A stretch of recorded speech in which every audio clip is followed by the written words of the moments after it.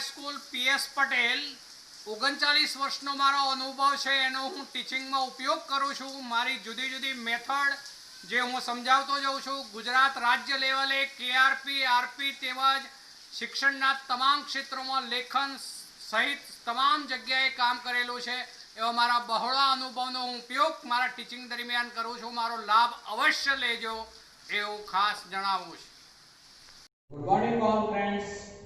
જો આપણે ગઈકાલે બોરનો પરમાણુ નમૂનો જોઈ ગયા, હવે એ બોરના પરમાણુ નમૂનાને આધારે હાઇડ્રોજન વર્ણપટ છેડી સમજૂતી ઉપર જઈએ છીએ।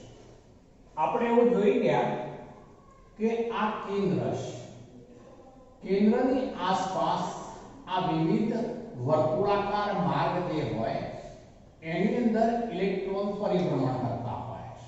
આવા વર્તુળાકાર માર્ગ હોય આખા, એમાં ઇલેક્ટ્રોન પરિભ્રમણ કરતા હોય છે। હવે જ્યારે ઇલેક્ટ્રોન નીચી ઊર્જા અવસ્થામાંથી જ્યારે ઊંચી ઊર્જા અવસ્થા, બીજો શબ્દ બદલું છું, નીચા મુખ્ય ક્વોન્ટમ અંક ધરાવતી કક્ષામાંથી ઊંચા ક્વોન્ટમ અંક ધરાવતી કક્ષામાં જ્યારે સંક્રમણ કરશે, સંક્રમણ એટલે જવું, ત્યારે એ શું કરશે તો તે બંને ઊર્જા સ્તરોના તફાવત જેટલી ઊર્જાનું એ દરમિયાન શું કરશે તો અવશોષણ કરશે। એના કરતાં ઊંધું, જ્યારે ઇલેક્ટ્રોન ઊંચા ઊર્જા સ્તરમાંથી નીચા ઊર્જા સ્તરમાં અથવા એવું કહી શકાય કે ઊંચા ક્વોન્ટમ અંક ધરાવતા કક્ષામાંથી નીચો મુખ્ય ક્વોન્ટમ અંક ધરાવતી કક્ષામાં પાછો ફરે ત્યારે એ શું કરશે તો ઉત્સર્જન કરશે। તો આમ અવશોષણ અને ઉત્સર્જનની ઘટના જે છે એમાં વિવિધ કક્ષાઓમાં ઇલેક્ટ્રોનનું સંક્રમણ થાય છે। એક કક્ષામાંથી ઇલેક્ટ્રોન બીજી કક્ષામાં જતો હોય છે। હવે આપણે પ્રારંભિક અવસ્થામાં ઇલેક્ટ્રોન જે છે એ ni એટલે ઇનિશિયલ સ્ટેટ એટલે ગમે તે ક્રમની કક્ષા હોય તો અર્થ થશે ni આ પ્રારંભિક અવસ્થા છે। આ અવસ્થામાંથી ઇલેક્ટ્રોન જે છે એ માનો કે nf, f એટલે ફાઇનલ, અર્થ એવો કરીએ છે nf એટલે કે ફાઇનલ।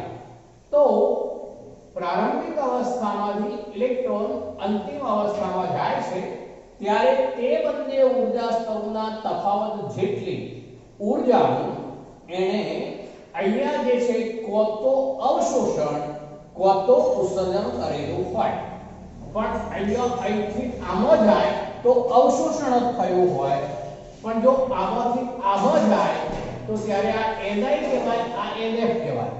ધ્યાન રાખજો, શરૂઆતમાં ઇલેક્ટ્રોન જે કક્ષામાં પરિભ્રમણ કરતો હોય એને આપણે ni કહીશું। I એટલે ઇનિશિયલ સ્ટેટ એટલે પ્રારંભિક અવસ્થાની જે છે એ કક્ષા, જ્યારે nf એટલે ફાઇનલ જે છે એ સ્થિતિની કક્ષા। ચલો હવે આપણે એનો અર્થ એવો થયો કે બંને ઊર્જા સ્તરોનો તફાવત લેવો પડે। આપણે કોઈ પણ કક્ષામાં પરિભ્રમણ કરતા ઇલેક્ટ્રોનની ઊર્જા માટે આવું સૂત્ર લીધું તો યાદ કરી લો, En બરાબર -RH into 1/n², બરોબર, into 1/n², આવું સૂત્ર આપણે બનાવ્યું। હવે આ જે સૂત્ર છે એ બે જુદી જુદી અવસ્થાઓ ધરાવતી કક્ષાઓ માટે લાગુ પાડી દે તો આવું કહેવાય મિત્રો ENI બરાબર શું થઈ જશે તો માઈનસ, હવે હું આવું લખી શકું મિત્રો RH અપોન, સીધું ડાયરેક્ટ લખી દઉં છું, અપોન NI નો શું થઈ જશે 1, NI નો 1। આ એક સમીકરણ બનાવ્યું જે પ્રારંભિક અવસ્થામાં રહેલા ઇલેક્ટ્રોનની ઊર્જા માટેનું કોમન સૂત્ર છે। ચલો હવે અંતિમ અવસ્થા લઈએ તો એને કહીશું ENF એટલે અંતિમ અવસ્થા।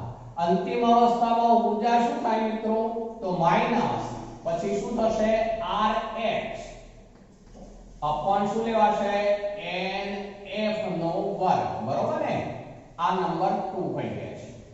હવે ઊર્જામાં થતો ફેરફાર શબ્દ વાપરું છું મિત્રો. એ ઉત્સર્જન પણ હોઈ શકે, અવશોષણ પણ હોઈ શકે, એટલા માટે હું ફેરફાર શબ્દ વાપરું છું. તો ઊર્જામાં થતો ફેરફાર છે ડેલ્ટા E. તો ડેલ્ટા E બરાબર શું થઈ જાય? ENF માઈનસ શું થવાનું? ENI.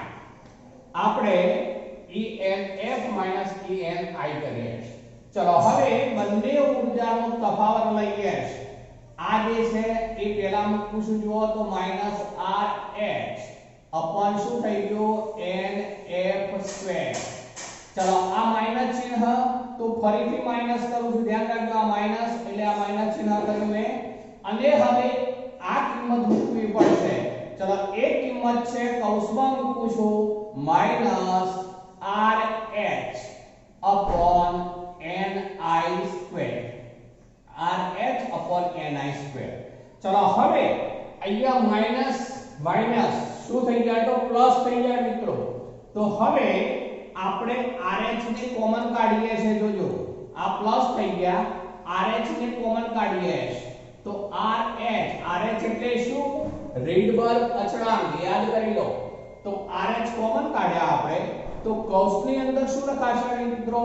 તો આ પહેલા લખવું પડશે. આ પ્લસ થઈ ગયું એટલે આપણે પ્લસ કોમન કાઢ્યા છે, એટલે 1 અપોન NI નો સ્ક્વેર માઈનસ 1 અપોન NF નો સ્ક્વેર. બરોબર મિત્રો? ચલો RH બરાબર ડેલ્ટા E બરાબર RH, પછી કૌંસની અંદર 1 upon NI² minus 1 upon NF². હવે આપણે RH ની કિંમતથી પરિચિત છીએ મિત્રો. યાદ કરી લો, કાલે જોઈ ગયા છે. શું થાય? તો 2.18 ગુણ્યા 10⁻⁻18 જૂલ. બરોબર ને? 18 જૂલ. તો આ જૂલમાં આપણે એની કિંમત લખી દીધી 1 upon NI² minus 1 upon NF². ચલો આવું એક સૂત્ર સાબિત કરી દીધું મિત્રો આપણે અત્યારે. આ કોના બરાબર છે? તો ડેલ્ટા E બરાબર. આ બધા સ્ટેજે ડેલ્ટા E છે, તો ડેલ્ટા E બરાબર આવું સૂત્ર સાબિત કરી દીધું. પણ હવે આપણે આવૃત્તિ ઉપર જવું છે. તો જો મૂળ સૂત્ર ડેલ્ટા E બરાબર h ન્યુ. તો ન્યુ બરાબર શું થઈ જાય મિત્રો? તો ન્યુ બરાબર delta E upon h. Delta E upon h થઈ જાય.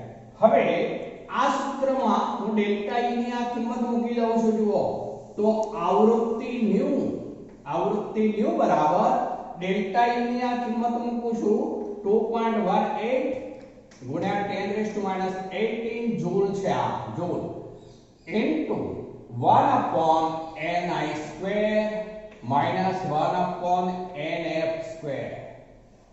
ચલો હવે એના ભાગે આપણે h કરવું પડશે. જુઓ ભાગે h બરાબર શું મિત્રો? યાદ કરી લો 6.626 ગુણ્યા 10⁻⁻34 જૂલ સેકન્ડ. બરોબર ને મિત્રો? Joule second. ચલો હવે આનું આપણે સાદુરૂપ કરી દઈએ મિત્રો. તો આવું થશે આવૃત્તિ ન્યુ બરાબર 3.29 ગુણ્યા 10⁻15 થશે, પછી 1 upon NI² minus 1 upon NF². ચલો આ જૂલ કેન્સલ, આ સેકન્ડ ઉપર જાય એટલે સેકન્ડ ઇન્વર્સ કહેવાય, અથવા તો શું કહેવાય? હર્ટ્ઝ. Hz. યાદ કરો આવૃત્તિનો એકમ. બીજો એકમ કયો છે? હર્ટ્ઝ. Hz. તો આ 3.29 ગુણ્યા 10⁻15 1 upon NI² minus 1 upon NF². આ સૂત્ર જે છે એ રીટ્ઝના સૂત્ર તરીકે ઓળખાય છે મિત્રો. રીટ્ઝના સૂત્ર તરીકે આ સૂત્ર ઓળખાતું હોય છે. આગળ વધીએ છે. હવે જોજો, મારે તરંગ સંખ્યા લેવી છે. તરંગ સંખ્યા. તો તરંગ સંખ્યા જે છે એના બરાબર શું થાય લઉં છું? તરંગ સંખ્યા. હવે તરંગ સંખ્યા બરાબર ν/c. તરંગ સંખ્યા બરાબર ν/c થશે મિત્રો. તો આ ν/c. ચલો હવે આવૃત્તિ 90 છે એ આપણે લખી દઈએ છે પહેલા. એનું મૂલ્ય છે 3.29 into 10 raised to 15 1 upon ni square minus 1 upon nf square. હવે આપણે કિંમત મૂકીએ છે જે એ c ની મૂકીએ છે. ચલો c ની કિંમત શું છે મિત્રો? તો 3 into 10 raised to 8 metre second inverse. ચલો આનો એકમ સેકન્ડ ઇન્વર્સ છે. આ મીટર સેકન્ડ ઇન્વર્સ એટલે હવે આ સેકન્ડ ઇન્વર્સ ઉડી જશે. જુઓ મિત્રો, સેકન્ડ ઇન્વર્સ ઉડી જશે. ચલો હવે આનું મૂલ્ય શોધી કાઢીએ તો આવૃત્તિ 90 બરાબર તરંગ સંખ્યા છે. તરંગ સંખ્યા 90 બરાબર તરંગ સંખ્યા છે, આ ધ્યાન રાખજો. તરંગ સંખ્યા 90 બાર કહેવાય બરાબર. આનો ગુણોત્તર લઈએ છે તો 1.09677 into 10 raised to 7 કૌંસમાં 1 upon ni square minus 1 upon nf square into હવે થઈ જશે એકમની વાત કરું છું તો આ મીટર ઉપર જશે એટલે મીટર ઇન્વર્સ. મિત્રો આ જે સૂત્ર છે એ કોના માટે છે? તરંગ સંખ્યા માટે છે. બરોબર યાદ રાખજો, તરંગ સંખ્યા માટે છે. તરંગ સંખ્યા બરાબર 1.09677 ગુણ્યા 10 raised to 7 1 upon ni square minus 1 upon nf square metre inverse. મિત્રો આ જે વેલ્યુ છે એ જ્યારે બામર શ્રેણી જે દ્રશ્યમાન પ્રકાશમાં મેળવી હતી બામરે એ વખતે એને જે સૂત્ર લીધું હતું એમાં યાદ કરી લો. એ વખતે આવું હતું, યાદ કરાવી દઉં છું, ધ્યાન રાખજો. એ વખતે આ સંપૂર્ણ પૂર્ણાંક સંખ્યા હતી. આ સંપૂર્ણ પૂર્ણાંક સંખ્યામાં ફેરવી નાખો તમે તો જો દશક ચિહ્ન કેટલા બદલાય એ બતાવું છું. આ 1 2 3 4 અને 5 દશક ચિહ્ન બદલાઈ જાય. એ વખતે જો આ સંપૂર્ણ પૂર્ણાંક કરીએ તો ગુણ્યા 10⁻²⁴ કહેવાય મિત્રો. ગુણ્યા 10⁻². પછી આ સૂત્ર એનું એ જ રહેશે મીટર ઇન્વર્સ. પણ એને તમારે સેન્ટીમીટર ઇન્વર્સમાં ફેરવવું હોય તો એ 10⁻² જતા રહે એટલે પછી બાકી આટલું જ રહે 10 એટલે કે 109,677 ગુણ્યા આ સંખ્યા થઈ જાય. પણ પછી એકમ શું લખાય? Centimetre inverse. જે બામરે દ્રશ્યમાન વર્ણપટની જે એ વખતે જે તરંગ સંખ્યા માટે જે સૂત્ર રજૂ કર્યું હતું આ એ જ સૂત્ર છે. બરોબર જુઓ. ચલો આટલી બાબત ફરીથી એકવાર સમજાઈ દઉં છું. બરોબર ધ્યાન રાખજો. આપણે એવું જોઈ ગયા છે કોઈ પણ કક્ષામાં પરિભ્રમણ કરી રહેલા ઇલેક્ટ્રોનની ઊર્જા બરાબર -rh * 1/n². આ સૂત્ર છે આપણું. હવે ઇલેક્ટ્રોન પ્રારંભિક અવસ્થામાં જે છે I ક્રમની કક્ષામાં રહેલો છે આપણે એવું કહીએ છીએ તો ENI સિમ્બોલ બનાવ્યો આપણે બરાબર. -rh આ જે છે એ સીધું મેં છેદમાં લખી દીધું છે ni². આવું એક સમીકરણ બને. હવે એ ઇલેક્ટ્રોન જે છે એ સંક્રમણ કરી ફાઇનલ કક્ષામાં જાય છે. આ ફાઇનલ એટલે F. આ ઇનિશિયલ સ્ટેટ એટલે પ્રારંભિક અવસ્થા, આ ફાઇનલ એટલે અંતિમ અવસ્થા. તો ENF બરાબર -RH/nF². ચલો હવે આ દરમિયાન ઊર્જામાં થતો ફેરફાર, અહીં હું ફેરફાર શબ્દ એટલા માટે વાપરું છું કે જ્યારે ઇલેક્ટ્રોન નીચા ઊર્જા સ્તરમાંથી ઊંચા ઊર્જા સ્તરમાં સંક્રમણ કરે ત્યારે હંમેશા અવશોષણ થશે. એટલે એ વખતે કહેવાશે મેળવેલી ઊર્જા. ઉષ્મા શોષક પ્રક્રિયા ગણાય મેળવેલી ઊર્જા એવો અર્થ થાય. પણ જ્યારે આવું ઊંધું હોય આને હું ni કહું માનું કે ni આ પ્રારંભિક હોય અને આ અંતિમ હોય તો હવે ઊંધું થયું. ઇલેક્ટ્રોન ઊંચી ઊર્જા અવસ્થામાંથી નીચી ઊર્જા અવસ્થામાં આવે ત્યારે એ શું કરશે તો ઉત્સર્જન કરશે અને માટે એ વખતે આટલી ઊર્જાનું ઉત્સર્જન કરશે. પણ પણ સૂત્ર આપણે કોમન લઈએ છે, ઊર્જામાં થતો ફેરફાર શબ્દ એટલા માટે વાપરું છું, બરાબર ENF અંતિમ અવસ્થાની ઊર્જા માઈનસ પ્રારંભિક અવસ્થાની ઊર્જા. હવે આ બંનેની કિંમતો આપણે આમાંથી મૂકી દીધી, આ કિંમતો મૂકી દીધી. આ માઈનસ શું થઈ જવાનું પ્લસ, માટે RH પ્લસ તરીકે કોમન કાઢ્યા આપણે, એટલે આ આગળ લખાય, એટલે 1/ni² માઈનસ 1/nf² થઈ જશે મિત્રો. RH ની આપણે કિંમત મૂકી દીધી, રીડબર્ગ અચળાંક 2.18 ગુણ્યા 10⁻18 જૂલ. ચલો હવે કિંમત મૂક્યા બાદ આપણે આવૃત્તિ શોધવી છે, તો ડેલ્ટા E બરાબર તો h ન્યુ, તો ન્યુ બરાબર શું થઈ જાય, તો h છેદમાં આવે, તો ડેલ્ટા E/h ન્યુ બરાબર ડેલ્ટા E ની કિંમત મૂકી છે આપણે, આ ડેલ્ટા E ની કિંમત આ આખી અપોન આ h મૂક્યું આપણે, જૂલ જૂલ ઉડી જશે, એટલે ન્યુ બરાબર આટલા સેકન્ડ ઇનવર્સ અથવા તો હર્ટ્ઝ કહેવાશે. હવે આપણે તરંગ સંખ્યા શોધવી છે, તો તરંગ સંખ્યા બરાબર ν/c.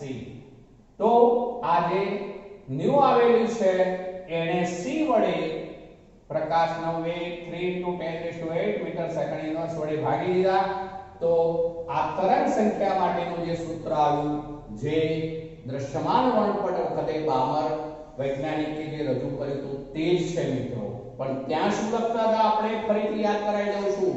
એ વખતે તરંગ સંખ્યા ν12 બરાબર 109,677, પછી 1/ni² માઈનસ 1/nf², પણ પછી શું લખતા હતા આપણે સેન્ટીમીટર ઇનવર્સ લખતા હતા, જ્યારે આ શું છે મીટર ઇનવર્સ.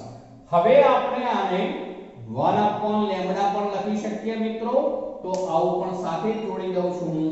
1/λ, લેમ્ડા તરંગ લંબાઈ છે, એનો આ વ્યસ્ત છે, એટલે 1/λ બરાબર આ સૂત્ર બની શકશે. ચલો તો આ રીતે આ એક અગત્યની બાબત છે.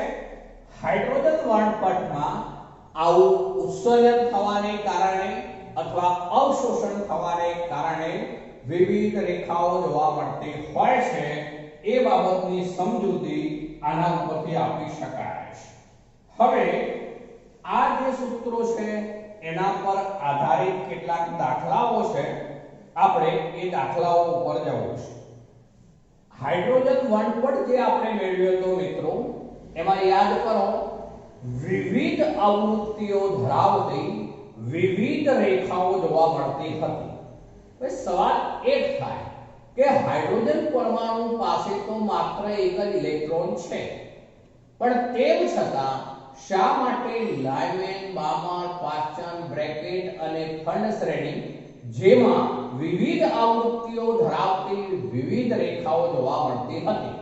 તો એનું કારણ એ યાદ કરો, પેલી વિદ્યુત વિભાર નળીમાં જ્યારે આપણે ડાયહાઇડ્રોજન વાયુ ભર્યો હોય નીચા દબાણે અને ઊંચું વોલ્ટેજ લાગુ પાડીએ, ત્યારે હાઇડ્રોજન અણુનું પરમાણુમાં વિઘટન થાય. એવા અસંખ્ય પરમાણુઓ હોવાના, એ અસંખ્ય પરમાણુઓમાં દરેકમાં એક એક ઇલેક્ટ્રોન હોવાનો, એ ઇલેક્ટ્રોન જે છે જુદી જુદી રીતે જુદી જુદી કક્ષાઓમાં સંક્રમણ કરશે, જેને કારણે વિવિધ આવૃત્તિ ધરાવતી વિવિધ શ્રેણીઓમાં વિવિધ રેખાઓ હાઇડ્રોજન વર્ણપટમાં મળતી હોય છે. તો એ આ હાઇડ્રોજન વર્ણપટની સમજૂતી આપે છે, એમ આપણે કહી શકીશું. હવે એના ઉપર આધારિત આપણે જે છે એમાં દાખલાઓ ઉપર જવું છે. ચલો કોયડો 2.10 છે, કોયડો 2.10. ચલો એમાં આવું છે મિત્રો, હાઇડ્રોજન પરમાણુમાં n બરાબર 5 થી n બરાબર 2, n બરાબર 5 થી n બરાબર 2 કક્ષામાં થતી સંક્રાંતિ દરમિયાન ઉત્સર્જિત થતા ફોટોનની આવૃત્તિ અને તરંગ લંબાઈ ગણો. ચલો અહીંયા મિત્રો આ પ્રારંભિક અવસ્થા એટલે એને સિમ્બોલ જોડી દઉં છું હવે ni. આ અંતિમ અવસ્થા એટલે એને કહીએ છીએ આપણે nf. હવે અહીંયા શું છે જુઓ, પાંચમા ક્રમમાંથી બીજા ક્રમમાં પાછો ફરશે ઇલેક્ટ્રોન. આગળ શીખવાડ્યું છે મેં વર્ણપટલ વખતે, પાંચમા ક્રમમાંથી બીજા ક્રમમાં પાછો ફરે છે. બીજા ક્રમમાં જ્યારે ઇલેક્ટ્રોન પાછો ફરે ત્યારે હંમેશા બીજા નંબરની શ્રેણી એટલે કે બામર શ્રેણીની ચોક્કસ આવૃત્તિ જોવા મળશે. કઈ શ્રેણી જોવા મળશે? બામર શ્રેણી. અને એ દ્રશ્ય વિભાગની અંદર આવેલી હોય. તો આ સંક્રમણમાં બામર શ્રેણીમાં દ્રશ્ય વિભાગની અંદર આપણને આવૃત્તિ જોવા મળશે. અહીંયા આપણને આવું પૂછ્યું છે, દરમિયાન ઉત્સર્જિત થતા ફોટોનની આવૃત્તિ અને તરંગ લંબાઈ ગણો. પહેલા આપણે ડેલ્ટા ઈ ગણી કાઢીએ છીએ. ચલો ડેલ્ટા ઈ બરાબર આપણું આ સૂત્ર લઈશું મિત્રો, સીધું આ સૂત્ર ડેલ્ટા ઈ બરાબર 2.18 ગુણ્યા 1018 જૂલ જે છે તે into 1 upon ni square minus 1 upon nf square. ચલો આ સૂત્રમાં કિંમતો મૂકીએ. 2.18 ગુણ્યા 10 છે -18 જૂલ. ચલો 1 upon ni square એટલે 1 upon 5 નો સ્ક્વેર minus 1 upon 2 નો સ્ક્વેર. ચલો હવે બરાબર 2.18 ગુણ્યા 10 હવે અહીંયા શું થવાનું મિત્રો, 5 નો વર્ગ 25 અને પેનો 2 નો વર્ગ 4 એટલે આવું થાય 1 upon 25 minus 1 upon 4. ચલો એનું સાદુરૂપ કરતા જઈએ છે, આ બાજુ કરી દઉં છું. ચલો તો 2.18 ગુણ્યા 10 ચલો 25 ચોકુ 100 છેદમાં લસા લઈ લઈએ છે તો આ 4 આમ થાય ક્રોસ, આ બાજુ ક્રોસ થશે મિત્રો. 25 એટલે શું થવાનું, આ 4 25 માંથી 4 જશે એટલે 21 ભાગ્યા કેટલા થઈ જશે તો 100. પણ વેલ્યુ 21 શું આવવાની, આ 4 25 એટલે આ માઈનસ થઈ જશે મિત્રો, માઈનસ. ચલો એનો સાદુરૂપ કરી લઈએ આપણે તો ડેલ્ટા ઈ બરાબર જે છે મળશે આપણને ડેલ્ટા ઈ ની વેલ્યુ -4.58 ગુણ્યા 10 જૂલ. ચલો આ ડેલ્ટા ઈ જે ઊર્જામાં થયેલો ફેરફાર આપણે શોધી કાઢ્યો મિત્રો. ડેલ્ટા ઈ કેટલો આવ્યો, -4.58 ગુણ્યા 10 જૂલ. મિત્રો એટલે માઈનસ વેલ્યુ કેમ આવી તો જો આ ફરીથી બોલું તો આ 4 અને આ 25 માઈનસ કરવા પડશે -21. પણ આ ઋણ કિંમત કેમ આવી તો જ્યારે ઇલેક્ટ્રોન ઊંચા ઉર્જા સ્તરમાંથી નીચા ઉર્જા સ્તરમાં પાછો ફરે ત્યારે એ ઉર્જાનું શું કરશે, ઉત્સર્જન કરે માટે ઉર્જાનું મૂલ્ય માઈનસ. તો આ ઉર્જાનું મૂલ્ય માઈનસ છે એનું કારણ મેં સ્પષ્ટ કરી દીધું. ચલો હવે આપણે તો ન્યુ શોધવું છે પણ આવૃત્તિ. તો આવૃત્તિ ન્યુ બરાબર ડેલ્ટા ઈ અપોન શું થઈ જાય મિત્રો, h. આપણું આ સૂત્ર આવૃત્તિ ન્યુ બરાબર ડેલ્ટા ઈ અપોન h. આપણે ડેલ્ટા ઈ શોધી કાઢ્યું છે માઈનસ. હવે આપણે માઈનસ લેવાની જરૂર નથી કારણ કે ઉત્સર્જન થાય એટલા માટે માઈનસ છે, ધ્યાન રાખજો. ઉત્સર્જન થાય એટલે માઈનસ છે. અહીંયા માઈનસ ખરું, ઉત્સર્જનને કારણે ઋણ ચિહ્ન છે. ગુણ્યા 10 જૂલ અપોન 6.626 ગુણ્યા 10 34 જૂલ સેકન્ડ. જૂલ કેન્સલ થઈ જશે મિત્રો. એટલે હવે આવૃત્તિ ન્યુ જે છે એનું મૂલ્ય જે છે 6.91 ગુણ્યા 10 6.91 ગુણ્યા 10 હર્ટ્ઝ મળશે. જો આ જે આવૃત્તિ મળી એ દ્રશ્યમાન પ્રકાશની આવૃત્તિ છે. 6.91 ગુણ્યા 10 સેકન્ડ ઇન્વર્સ કહેવાય અથવા તો હર્ટ્ઝ કહેવાય. આ s ઉપર જાય એટલે સેકન્ડ ઇન્વર્સ પણ લખાય અથવા તો હર્ટ્ઝ લખાશે. તો આપણે આવૃત્તિ ન્યુ શોધી કાઢી. મિત્રો એને બદલે આપણે આ સૂત્રનો પણ ડાયરેક્ટ ઉપયોગ કરી શકીએ આવૃત્તિ શોધવા માટે. ચલો એની મદદથી પણ શોધી કાઢીએ છે. જુઓ 90 બરાબર 3.29 ગુણ્યા 10 raised to 15 પછી 1 upon ni square minus 1 upon nf square અને પેલી વેલ્યુ જે છે એ 3 into 10 raised to 8 metre second inverse. મિત્રો આપણે આ સૂત્રનો ઉપયોગ પણ એની અંદર જે છે કરી શકીએ. જે આવૃત્તિ વખતે આ નહીં આવે, આટલું જ છે.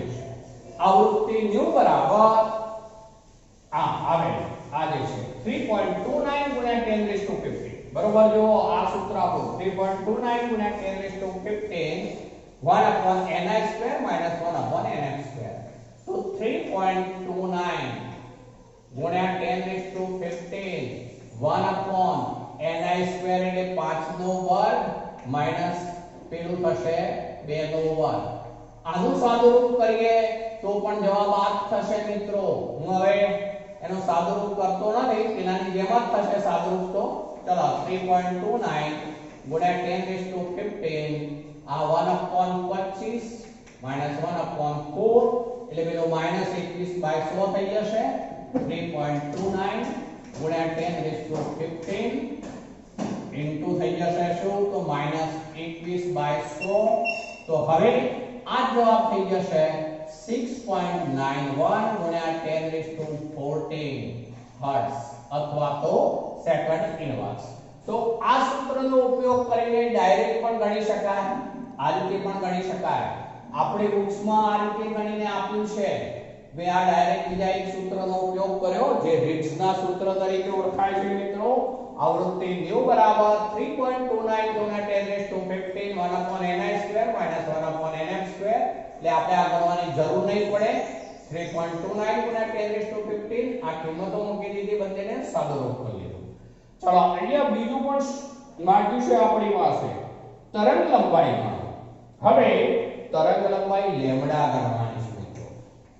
તો લેમ્ડા બરાબર થાય c upon nu. લેમ્ડા બરાબર c upon nu થશે મિત્રો. આપણે c જે છે એ 3 into 10 raised to 8 લઈએ છે મીટર સેકન્ડ ઇન્વર્સ. ચલો છેદમાં આવૃત્તિ nu મૂકીએ છે તો એ 6.91 ગુણ્યા 10 raised to 14 સેકન્ડ ઇન્વર્સ એ પણ કહેવાશે મિત્રો. તો આ ઉડી જશે.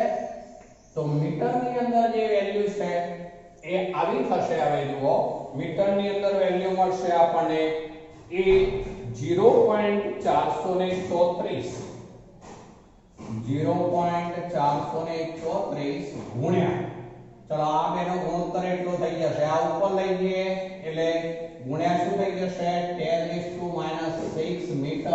જુઓ 10 raised to -6 મીટર. અહીંયા આપણે નેનોમીટરમાં ફેરવવું છે. નેનોમીટરમાં ફેરવવું હોય તો અહીંયા 10 raised to 9 કરવું પડે. તો હવે હું આને આ જે છે સંખ્યાને આમાં ફેરવી શકું મિત્રો. 434 લખી દઉં તો ગુણ્યા લખવું પડે મારે 10 raised to -9 મીટર. આ મીટરમાં લખ્યું મેં. આ અને આ એક જ સંખ્યા છે. મેં આ દશક ચિહ્ન કાઢી નાખ્યું એટલે 10 raised to -3 આ થયા. એ 10 raised to -3 આમાં ઉમેરી દીધા એટલે 10 raised to -9 થઈ ગયા. આ 434 નેનોમીટરમાં લેવું હોય તો 10 raised to -9 નીકળી જશે મિત્રો. 10 raised to -9 નીકળી જશે. 10 raised to -9 કાઢી નાખીએ તો 434 નેનોમીટર. આ નેનોમીટરમાં જવાબ થઈ ગયો 434 નેનોમીટર. તો મિત્રો અહીંયા તરંગ લંબાઈ પૂછી દીધી. ચલો બીજો એક કોયડા ઉપર જઈએ છે. કોયડો 2.11. કોયડો 2.11 છે. 2.11 ચલો 2.11 માં એવું કહે છે He ની પ્રથમ કક્ષા સાથે સંકળાયેલ ઊર્જા ગણો. ચલો કયું કયું છે તો He ની પ્રથમ કક્ષા સાથે સંકળાયેલી ઊર્જા ગણો. અને કક્ષાની ત્રિજ્યા કેટલી? મિત્રો આ બંને આપણે ગણી કાઢ્યા છે, આમ તો આગળ મેં તમને સમજાવ્યું છે. He+ હિલિયમનો પરમાણુય ક્રમાંક Z બરાબર 2 કહેવાશે. Z2. Z એટલે શું? પરમાણુય ક્રમાંક.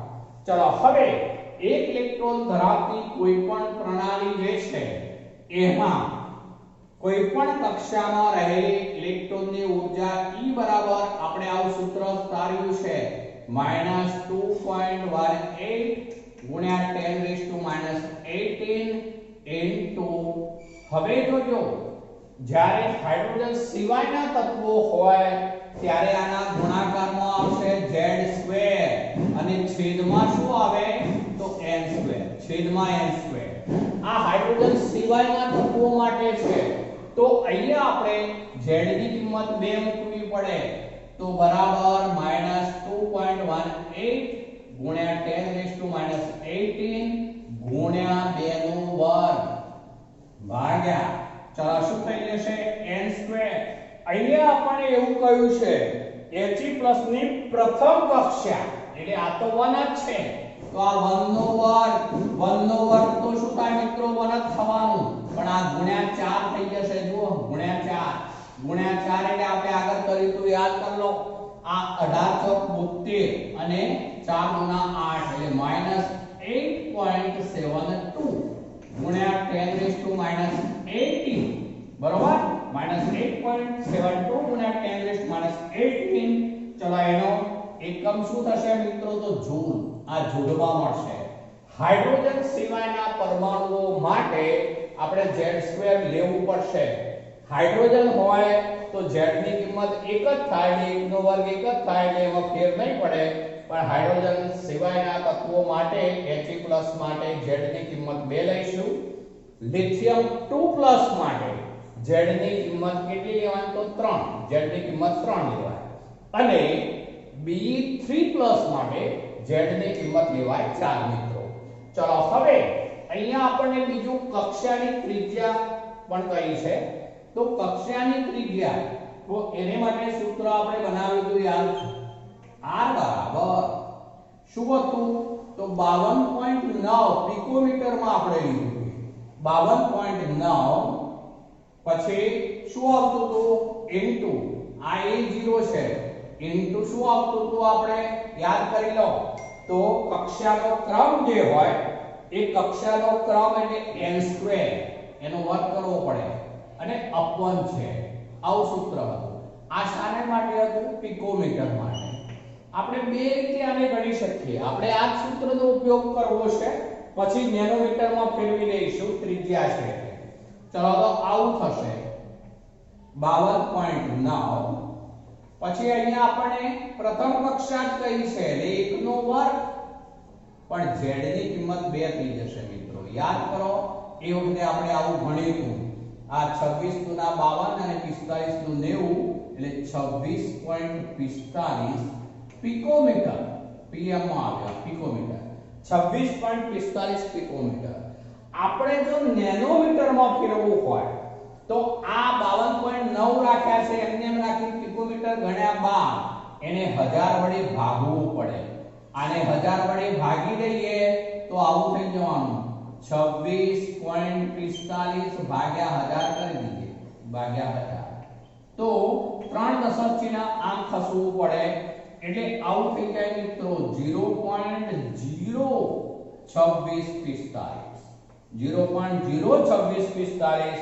પણ હવે શું લખીશું નેનોમીટર.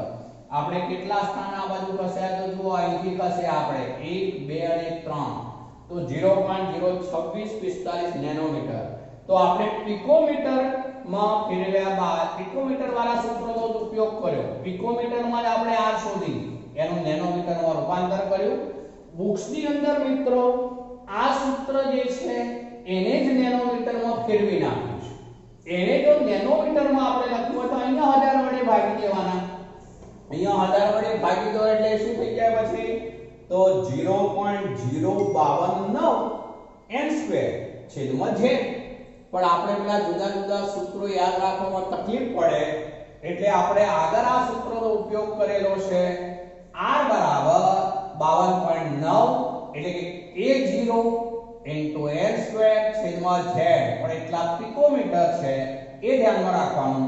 તો પહેલા પિકોમીટરમાં શોધી કાઢવાનું, નેનોમીટરમાં ફેરવવા માટે ભાગ્યા 1000 કરી દેવાના એટલે નેનોમીટરમાં આવી જશે. તો મિત્રો એ 2.11 નો દાખલો છે જે મેં સ્પષ્ટ કરી દીધું. બોક્સની અંદર સીધું અહીંયા જ નેનોમીટર કરીને આપીને ગણ્યું છે એટલે સીધો આ જવાબ આવે છે. બરોબર. ચલો હવે આવીએ છે આપણે બોર પરમાણુના નમૂનાની ખામીઓ શું છે, મર્યાદાઓ શું છે તે. આપણે બોર સિદ્ધાંત જે છે એને આધારે હાઇડ્રોજન વર્ણપટ જે છે એને સારી રીતે સમજાવી શકાય છે. એ ઉપરાંત એક ઇલેક્ટ્રોન ધરાવતી પ્રણાલીઓ He+ Be2+, Li2+, Be3+. ફરીથી રિપીટ કરું છું.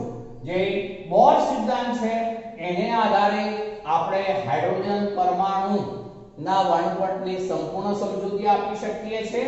એ ઉપરાંત એક ઇલેક્ટ્રોન ધરાવતી પ્રણાલીઓ જેવી કે He+, Li2+, Be3+ ના પરમાણ્વીય વર્ણપટને પણ સંપૂર્ણપણે સમજૂતી આપી શકાય છે. પરંતુ મિત્રો હવે આગળ શું બોલું છું એ જોજો. આધુનિક સ્પેક્ટ્રોસ્કોપિક અસ્તિત્વમાં આવ્યા બાદ આધુનિક સ્પેક્ટ્રોસ્કોપિક બોરે જે સિદ્ધાંત રજૂ કર્યો તે બહુ પહેલી વાત છે, પણ આધુનિક સ્પેક્ટ્રોસ્કોપી જે છે અમલમાં આવ્યા બાદ હાઇડ્રોજન વર્ણપટમાં કેટલાક સ્થાનોએ આવી ડબલેટ ને ડબલ એટલે બે ડબલેટ રેખાઓ જોવા મળતી હતી. તો એ શા માટે જોવા મળે છે તે બોર સિદ્ધાંતને આધારે સમજાવી શકાયું નહીં. માટે આ એક મર્યાદા બની. ફરીથી બોલું છું, આધુનિક સ્પેક્ટ્રોસ્કોપી ઉપરથી એવું પુરવાર થયું કે હાઇડ્રોજન વર્ણપટમાં આવી ડબલેટ એટલે એકબીજા સાથે જોડાયેલી હોય તેવી રેખાઓ જોવા મળી. તો એ શા માટે જોવા મળે છે તેની સમજૂતી જે છે એ બોર સિદ્ધાંતને આધારે મળી શકતી નથી. માટે એની એક મર્યાદા થઈ. બીજી મર્યાદા કે જ્યારે આપણે તેમાં ચુંબકીય ક્ષેત્ર લાગુ પાડીએ ત્યારે આ બે રેખાઓ જુદી પડે છે. આમ જુદી પડે છે. એ અસરને કહેવાય જીમેન અસર. જીમેન. તો એ જીમેન અસર શા માટે જોવા મળે છે એને બદલે હવે શું કહું છું એ સમજો. જ્યારે આપણે વિદ્યુત ક્ષેત્ર લાગુ પાડીએ ત્યારે પણ ડબલેટ જે છે આ રીતે છૂટું પડે છે, પણ એને કહેવાય સ્ટાર્ક અસર. બે અસરના નામ જુદા જુદા છે મિત્રો. ફરીથી બોલું છું એક વખત. જ્યારે પરમાણ્વીય વર્ણપટ મેળવતી વખતે જો આધુનિક સ્પેક્ટ્રોસ્કોપીમાં જો સાથે આપણે ચુંબકીય ક્ષેત્ર લાગુ પાડ્યું હોય તો એ વખતે આવી ડબલેટ રેખાઓમાં વિપાટન થાય છે. વિપાટન એટલે જુદું પડવું. વિપાટન થાય છે જે અસરને કહેવાશે જીમેન અસર. એને બદલે જો વિદ્યુત ક્ષેત્ર લાગુ પાડીએ તો પણ ડબલેટ રેખાઓ જુદી પડે છે જેને કહેવાશે સ્ટાર્ક અસર. તો આવી જીમેન અસર અને સ્ટાર્ક અસર શા માટે જોવા મળે છે એની સમજૂતી પણ બોર સિદ્ધાંતને આધારે મળી શકતી નથી. અને ત્રીજી મર્યાદા કહીએ તો જ્યારે અણુનું નિર્માણ થાય ત્યારે પરમાણુઓ વચ્ચે કેવો રાસાયણિક બંધ બને છે અને ત્યારે શું ઘટના બને છે એ બાબતની સમજૂતી પણ બોર સિદ્ધાંતને આધારે આપી શકાતી નથી. તો આમ અણુનું નિર્માણ કેવી રીતે થાય છે એ સમજૂતી બોર સિદ્ધાંતને આધારે સ્પષ્ટ થતી નથી. તો આ બોર સિદ્ધાંતની મર્યાદાઓ છે મિત્રો. આજે આટલે સુધી રાખીએ.